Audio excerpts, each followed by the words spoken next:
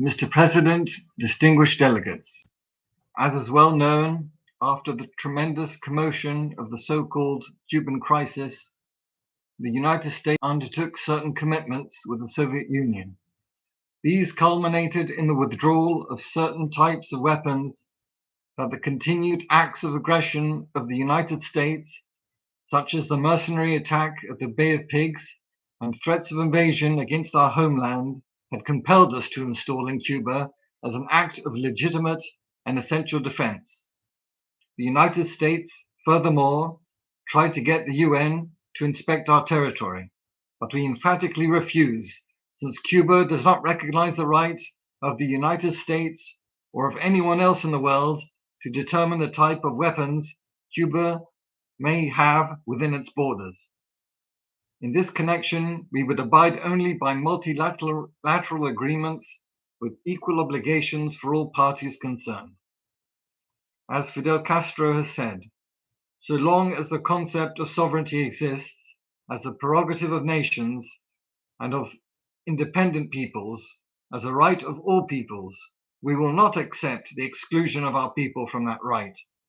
So long as the world is governed by these principles, so long as the world is governed by those concepts that have universal validity because they are universally accepted and recognized by the people, we will not accept the attempt to deprive us of those rights, and we will not renounce any of those rights.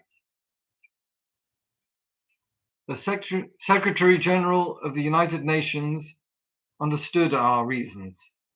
Nevertheless, the United States attempted to establish a new prerogative, an arbitrary and illegal one, that of violating the airspace of a small country.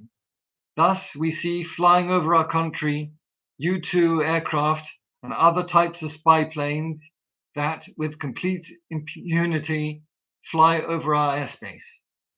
We have made all the necessary warnings for the violations of our airspace to cease, as well as for the halt to the provocations of the US Navy against our sentry posts in the zone of Guantanamo, the buzzing by aircraft of our ships or the ships of other nationalities in international waters, the pirate attacks against ships sailing under different flags, and the infiltration of spies, saboteurs, and weapons onto our island. We want to build socialism. We have declared that we are supporters of those who strive for peace. We have declared ourselves to be within the group of non-aligned countries, although we are Marxist-Leninists, because the non-aligned countries, like ourselves, fight imperialism. We want peace.